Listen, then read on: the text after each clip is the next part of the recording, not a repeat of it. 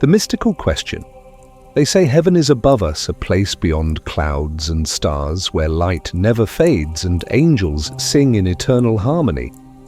But what if that vision is not entirely true, not entirely false either, but a metaphor, a puzzle piece of a deeper truth?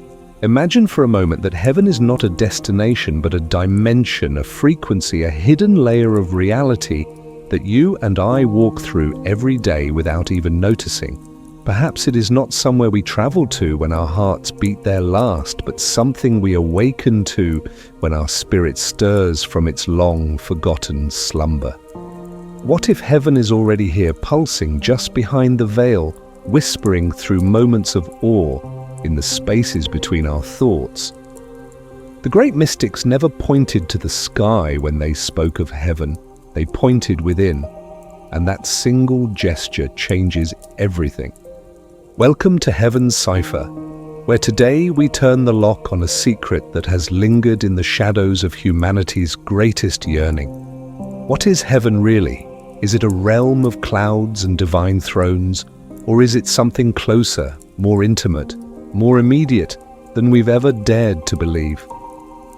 What if the door to heaven is not in the sky, but in the mind, not above, but within you, tucked behind your thoughts, woven into your silence, waiting?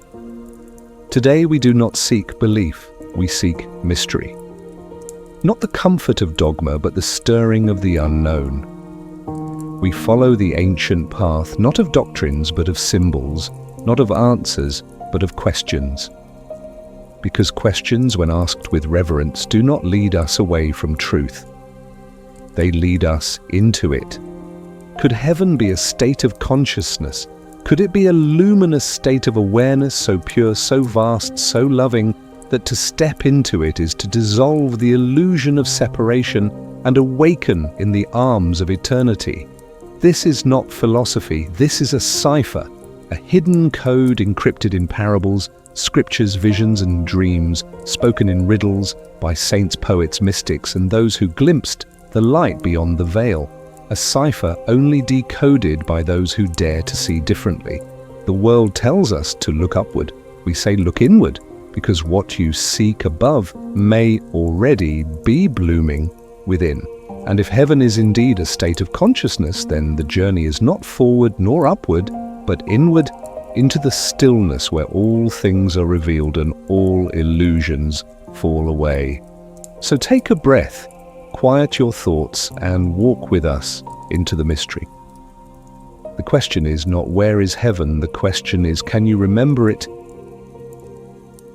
Traditional and mystical views of heaven. To understand the mystery of heaven, we must first untangle the stories we have been told.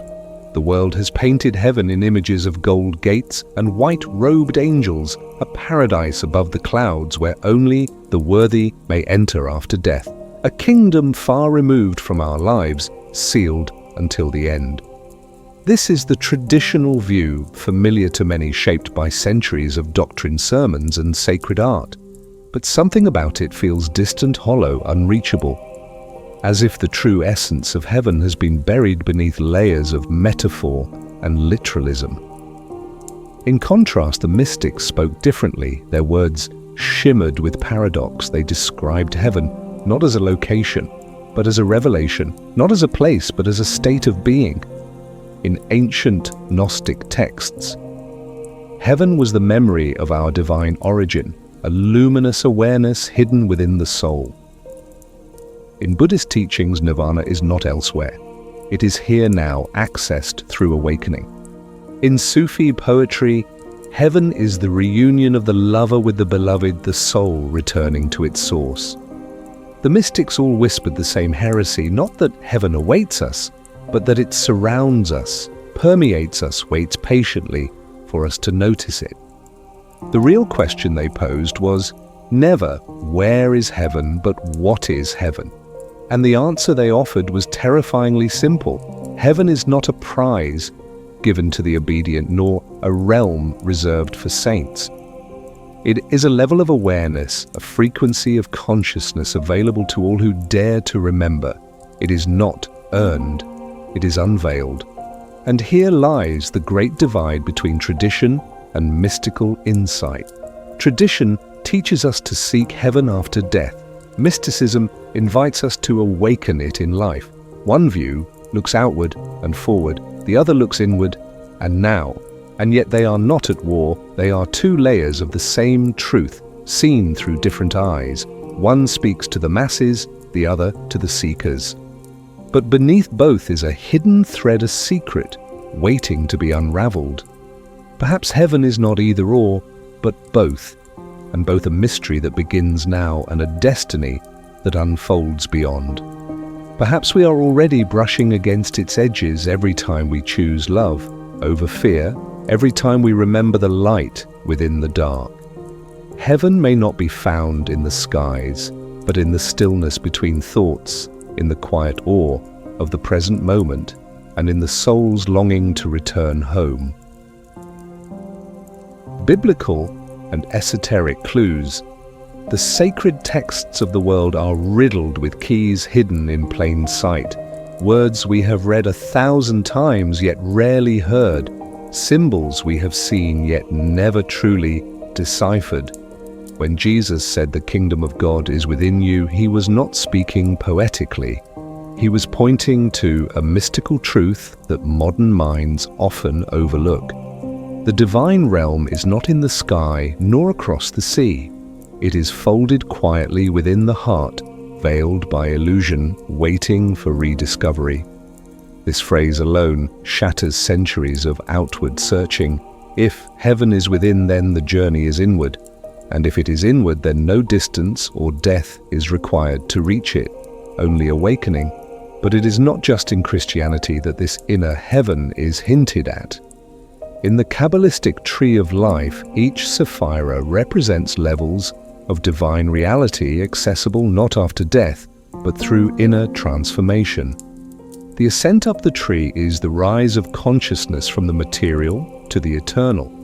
In Hindu scriptures, the concept of Satchit Ananda being consciousness, bliss, points again not to a distant paradise but to a state of ultimate awareness where the soul merges with the absolute.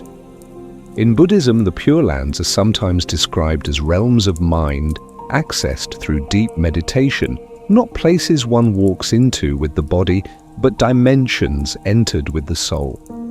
These teachings converge across time and tradition, whispering a single secret: heaven is not out there.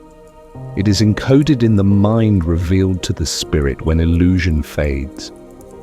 Even the story of Eden, when read esoterically, becomes a map not of a lost garden, but of lost innocence. Eden is unity, unbroken awareness, harmony between the divine and the self. The so-called fall was not a fall through space, but a fall in consciousness, a descent from unity into duality, from presence into separation. From that moment, humanity began to look outward for what was never lost, only forgotten. And so scriptures became both mirrors and maps filled with symbols for those who could see. The ladder Jacob saw stretching to heaven, the burning bush. Moses approached the secret names spoken in silence, the 7 seals, the 12 gates, the inner temple. All these were not architecture of another world, but metaphors for the architecture of the soul. The temple was never meant to be a building. It was always you, and when Revelation speaks of the New Jerusalem descending from the sky, shining like a bride, adorned, it may be describing not the end of history, but the awakening of inner radiance, the moment heaven floods the human heart, and a new world begins inside. The ancients knew this, but they spoke in symbols to protect the sacred truths from profanation. They encoded the path in stories, in geometry, in ritual, and in silence. Because the door to heaven is narrow, not because it is exclusive, but because it requires us to leave behind all we are not. Only the true self passes through the cipher of light. States of consciousness and the inner realms. To understand heaven as a state of consciousness, we must journey inward through the subtle layers of our own being. For what we call the soul is not a single thing, but a vast terrain, a many-chambered house with doors we rarely open. Each layer of our existence vibrates on its own frequency, from the dense material body to the ethereal fields of thought, emotion, and spirit. And just as the physical world has continents and oceans, so too does the inner world have realms of light and shadow. Each time we transcend fear, we cross a threshold. Each time we let go of anger, we climb a step toward the luminous core within us. The ancient traditions knew this well. The yogic sages mapped chakras as centers of consciousness, wheels of energy that, when awakened, lead to states of divine awareness. The Sufis spoke of maqams, stations of the soul, each one a refinement of perception, an unveiling of truth. The Christian mystic Saint Teresa of Avila described interior castles where the soul moves deeper and deeper into union with the beloved, not through travel, but through purification, through devotion, through surrender. She spoke of rooms made not of stone, but of silence, of light, of divine presence. And Emanuel Swedenborg, that strange and luminous visionary, claimed that he traveled the heavens not with his body, but with his inner senses, awakening to layers of reality that existed within and around him simultaneously.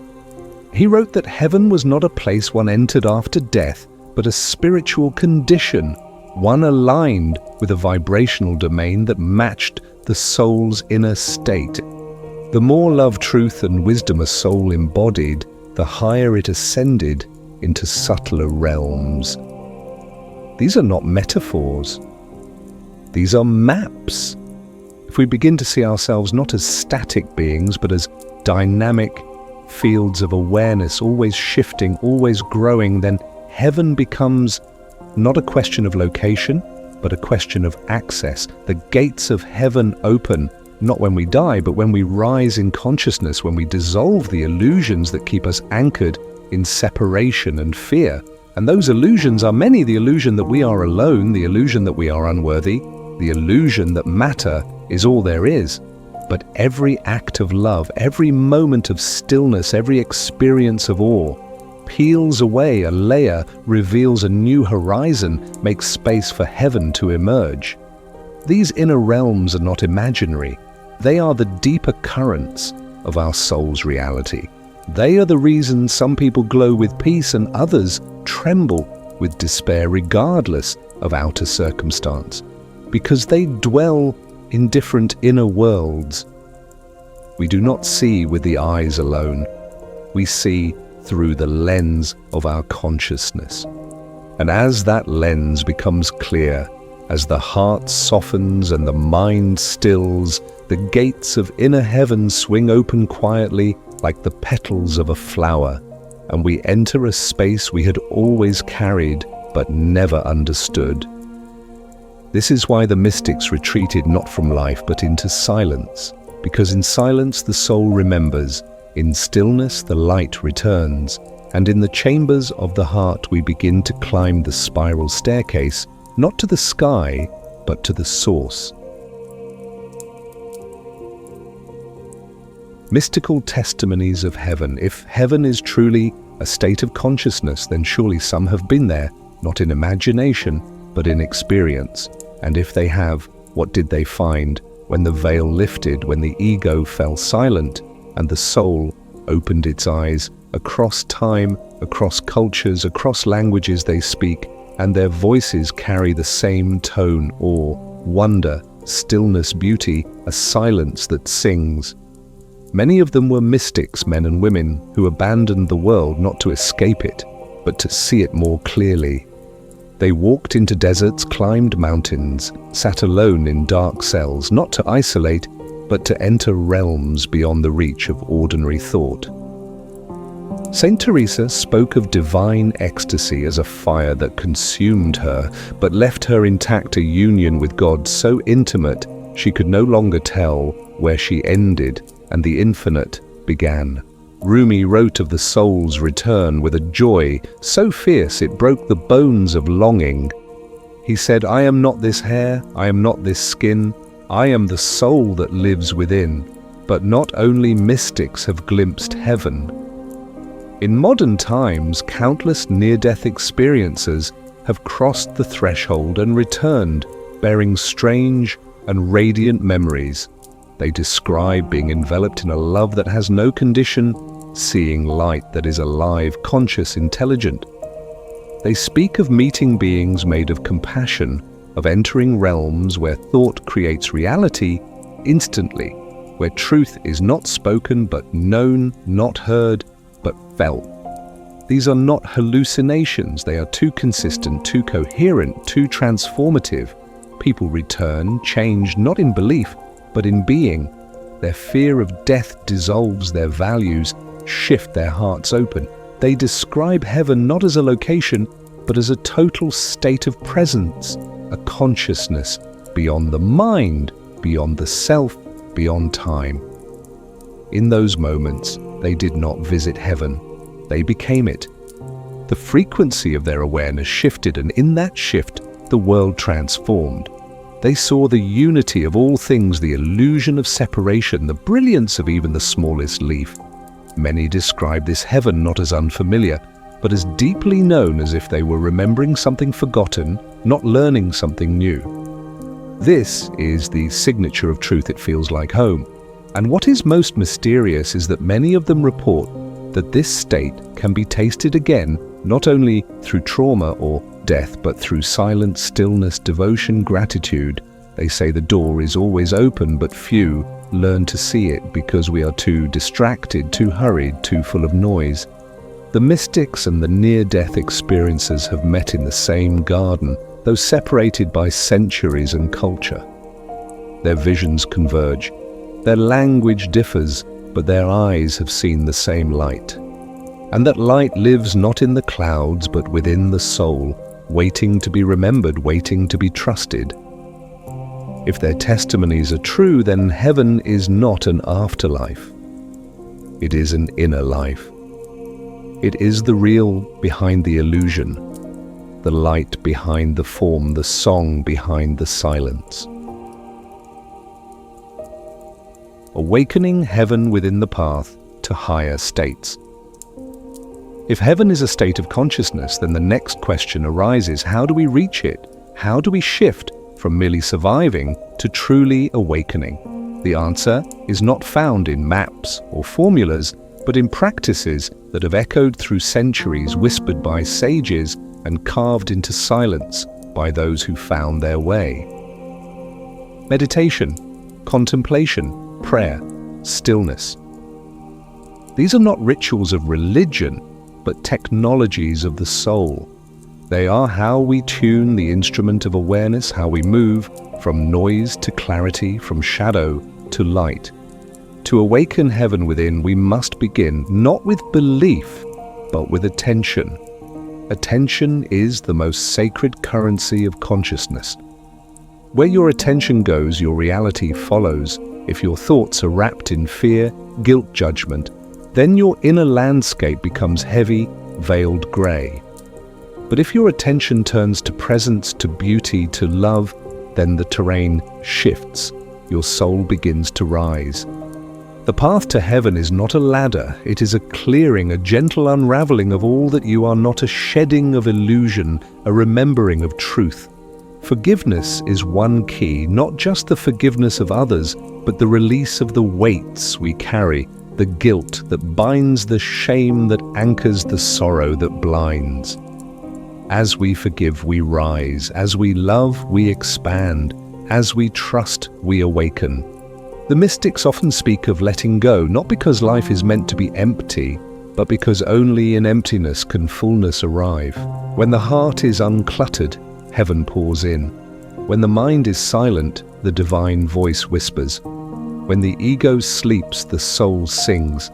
This is why the mystics smile in solitude. They are not alone. They are in the company of the infinite. The path is subtle and slow. It is not a flash of light, but a gradual dawn, a soft emergence of clarity, a deepening of perception. What once seemed ordinary begins to glow. What once was chaos becomes sacred. What once was, you becomes everything and nothing. The body becomes a temple, the breath a prayer, the world a mirror. And through it all you begin to sense something vast, quiet, eternal, moving beneath the surface of things. Heaven is not found, it is uncovered.